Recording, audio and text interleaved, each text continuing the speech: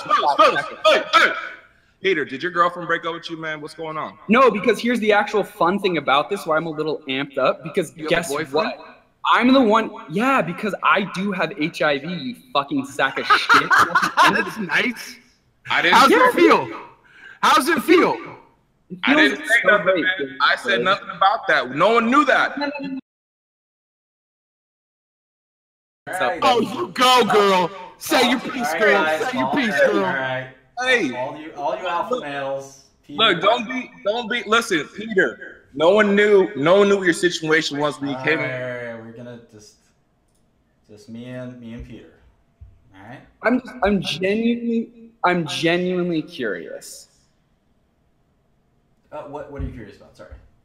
I'm genuinely curious to hear how you can actually rationalize and not just kind of dance around the subject as to why you found it was pragmatic for you to increase drugs that were specifically for kind of a, I don't know, for lack of better words, a very kind of a poor community, and to, I don't know, seemingly withdraw a drug and increase it to an extent that, you know, you've done well for yourself. Congratulations on that. I have no issue with it. But most people cannot actively afford those medications, and especially for people who are in my circumstances that, hey, guess what? I'm 24 years old. I got into a bad situation. This was nothing that I did in terms of my lifestyle to gain this, and it's the reality of the situation. And I know myself, if it wasn't for health insurance and whatnot, I'd be paying over $250 million a year just to exist.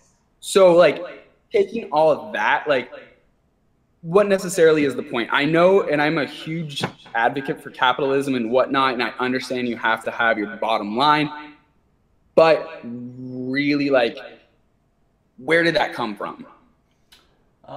So I just start off by saying, I have a lot of friends who are HIV positive. In fact, my publicist is HIV positive. So it's a relatively common thing, unfortunately.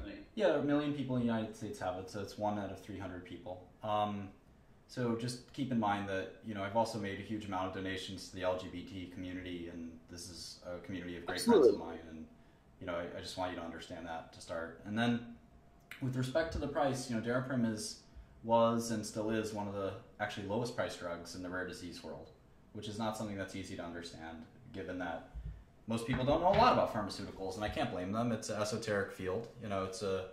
It's definitely a field that not many people have studied. I've studied pharma my whole life, I think. And I'm only slowly getting into it due to my current situation, so I only really know about like Gilead Laboratories and things of that nature. I think Gilead does a pretty good job. I know they're trying to cure HIV, which is great. And I think they probably will do that in the next 10 years. So anyway, it's interesting. A lot of people don't know much about me, or my company. So my salary is $0, and my company loses money every year, every quarter, every month. And so I think people who think that, we're a greedy company don't understand the reality. Gilead makes billions of dollars a year, like $10 billion a year. My company, but they also, through multiple services, are able to actually give away their drugs for literally $0. Yes. I'm one of those people who also, through the Gilead copay card, I get everything I need for nothing. We give away a lot more than Gilead does. So, okay. 65% of the drug we sell is free. For them, that number is more like 10 or 20%. And obviously, they, I want to say they don't need their profits, because that's a very anti-capitalist thing to say, but at some point you have kind of these windfall profits that are pretty insane. Their latest Hep C drug, for instance, is just this smorgasbord, this free-for-all of profits. We're trying to exist, we're trying to survive. The drug that we sell, Daraprim, is for toxoplasmosis. It's just one of many. And it's a very small, yeah, that's something that I know I'm not affected by necessarily. Yeah, only a few thousand people in the United States will ever get it. So there's probably something like 50,000 people with AIDS, and even of that, only a small percentage of them will get toxoplasmosis. So the problem with this drug is it's 70 years old, and it sucks. It sucks. It's terrible. I don't know what drug you take, but if you're on any of the Gilead products, you're lucky, because Gilead made great... What's that? Atripla? Stribild. Stribild, yeah. So So Stridewood's great. It's a 4-in-1 product, as you know. It combines, let's see, tenofovir, it combines emtricitabine, it combines... Denavir, I think, as well. Which one? I think it's Denavir, like tenavir, and something. Adefovir is Viriad. Emtricitabine is the second component. Then there's the booster, Cobicistat, and then finally the fourth drug is called raltegravir, I think. So, raltegravir. So it's a great medicine. You take once a day, and it keeps your HIV at bay. The problem, that's great, obviously. You know, if we still had to take Crixivan, if we still had to take, drugs from 20 years ago for HIV, cocktails that destroy you. Yeah, 12, 15 pills, etc. Well, for toxoplasmosis, it's still in that state. This drug is 70 years old, and it's I'm talking about my own product. It's a horrible, terrible drug. It needs a better 2016 version. And we actually have one. We call it TUR-009. It's still its code name. But the way this medicine is made, toxoplasmosis is a bug that we all have. Many Americans have it, 20% of all Americans. So the 144 people here, 28 people probably right now, watching this right now, have toxoplasmosis in their brain. It's a protozoan infection that's sitting in your brain, just waiting for your immune system to be compromised, and it will destroy your brain if it gets the chance. And there's one drug for it, Daraprim, and that drug is 70 years old, and there's a lot of resistance building up in the toxoplasmosis gene pool. And furthermore, the drug, Daraprim, it kills toxoplasma as fast as it kills you, which doesn't make any sense, because I can make a better drug that only kills the toxoplasma. That's what 009 is. It almost is a chemo-esque thing that just destroys it all. Yeah, exactly. Yeah, it's a nuclear bomb for all of that enzyme, no matter what organism it is, and you can narrowly make it so that it only hits the toxoplasma. And no one's ever wanted to do that because, I mean, for 70 years, no one said, let's improve this drug. And it's nonsense to me, because rare diseases, HIV has been paradoxically kind of blessed in one way that so many people have it. It's obviously a curse that so many people have it too. Well, there's enough people trying to fix it now at this point. It's a big business, yeah. And toxoplasma is not a big business. In fact, I'm the only guy on the fucking planet that cares about it, even though it kills people every year. It kills thousands of Americans because we have to use this old piece of crap drug called Daraprim. So I decided to take matters into my own hands. I couldn't afford to spend $100 million on new toxoplasma drugs, but raising the price of Daraprim, now I can. And I'm being ethical about it. I don't have a salary. I've never paid myself a dividend. I haven't gotten a dime from this. All I want to do is make a better version of this drug, so Daraprim goes away, and we never have to use it again, and we have a Gilead, if you will, for infections that aren't necessarily as common as HIV or Hep C. There's Chagas, there's schistosomiasis, there's cryptosporidium, there's all kinds of weird infections that nobody cares about, and you're in good shape because you've got Gilead cares for because you're one of a million people who pays them a lot. Yeah, which they came out with round 2 of new drugs called Genvoya, and yeah, they'll come up with a cure for you, and that's even better. But if you have schistosomiasis, nobody cares. And how would you feel like that if someone said, you know what, you're not worth it. There's not enough money for in it to save your life. That would suck. And for me, look, I will make enough money to save your life, and that's worked out for me, of course. But my question is kind of like in the interim time. So understandably, like you have to create money to put into the research to create a more, I don't know, a better drug. But like in that increase of drugs, do you not see that it kind of was able to kind of pull it out of the people's hands who necessarily needed it? I don't know if there's like a real like great way to go about increasing the. Yeah, we haven't. I mean, I've actually done this before, and so I did this with a drug called Thiola for cystinuria, and I raised the price 20x. And there's no one who doesn't think that was a great move for people with cystinuria, which at the end of the day is who we care about. To decrease access to a medicine would be so deplorable and so disgusting that I couldn't live with myself doing that. These moves increase access. I'll tell you why. So the prior owner of Daraprim was a company called Impax. The prior owner for that was called Core. The prior owner for that was called GSK. They're a big company. Okay. Not one of these companies ever had one employee dedicated to this drug. And Gilead has, 8,000 employees dedicated to HIV. Yeah, all the San Mateo doing their stuff. Yep. Yeah. But that's why they have the copay card. That's why they have hundreds of salespeople. Salespeople aren't really salespeople. They're customer service people. They actually go to the doctors and they're basically wait on them hand and foot and say, what do you need, doctor? And so forth and so forth. So we have about 50 people around the country that make sure that doctors even know what this drug is. And by the way, that's how, as crazy as it is, doctors are busy. They don't know everything about the medicines that they're prescribing, and the company has to help them understand them legally. They can't, lie about it or something. That would be very illegal. But they kind of work within the confines of medicine to help doctors understand how to use their drugs. And you say you have a patient that's having trouble affording it. Let me make one phone call and we'll make sure we get that. I've even helped patients who couldn't get Daraprim due to the price increase. There was a guy at Mass General who was actually an illegal alien, and it was a very tricky situation because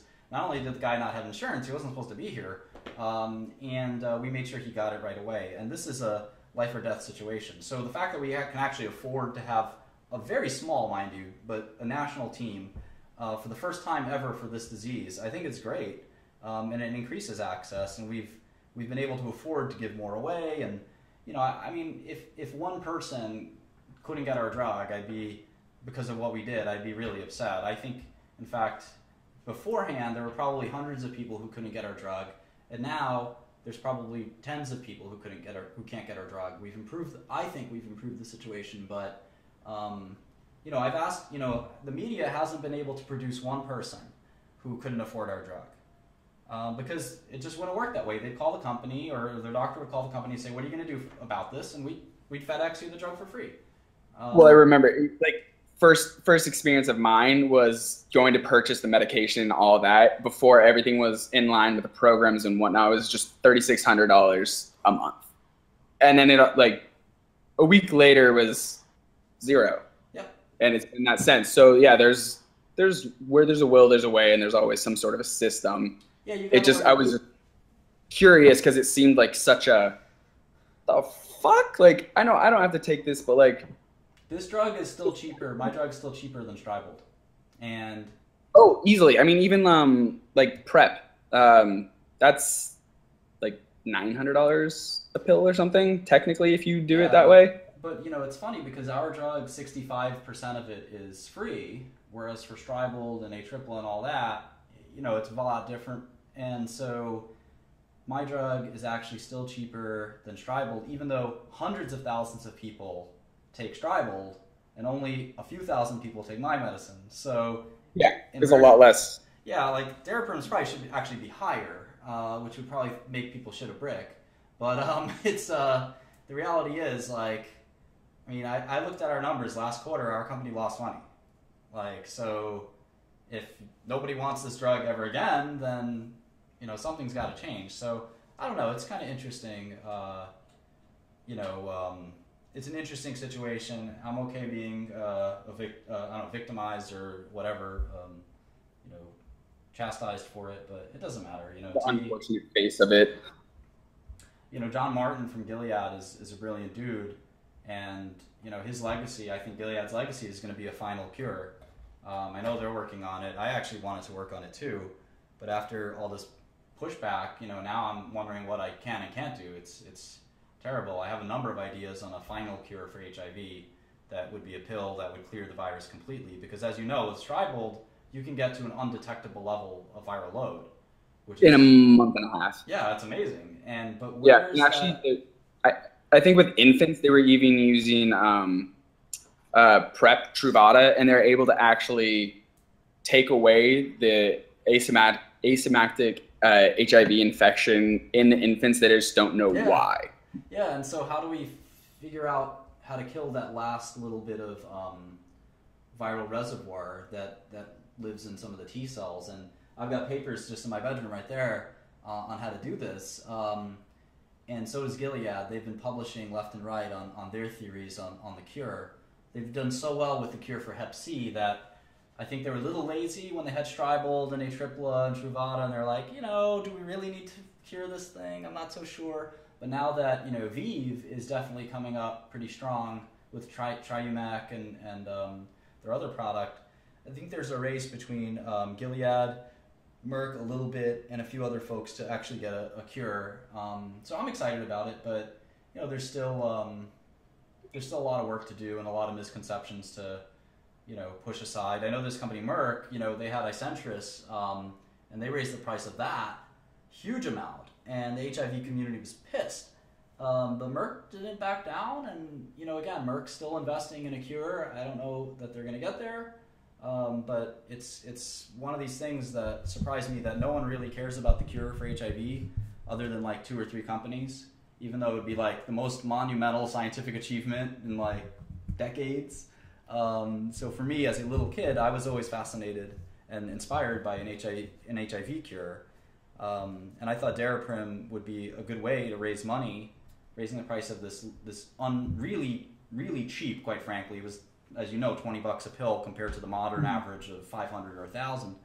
This really cheap drug, just saying, look, let's make this normal price, or even, quite frankly, below normal price. And I'll use that money to do great research, not to fatten my pocket. You see, I've got stuffed animals and a guitar here, not, you know, I'm not, you know, your average, you know, multi-millionaire drug CEO.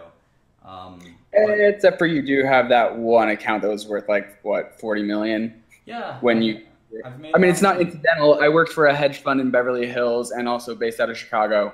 Got it. Yeah. No, it's okay to make money, but what you do with the money there's nothing matters. wrong with that necessarily, but I think that's not a bad thing that you're not raping pharmaceutical profits as you were being portrayed. Yeah, no, that's not me.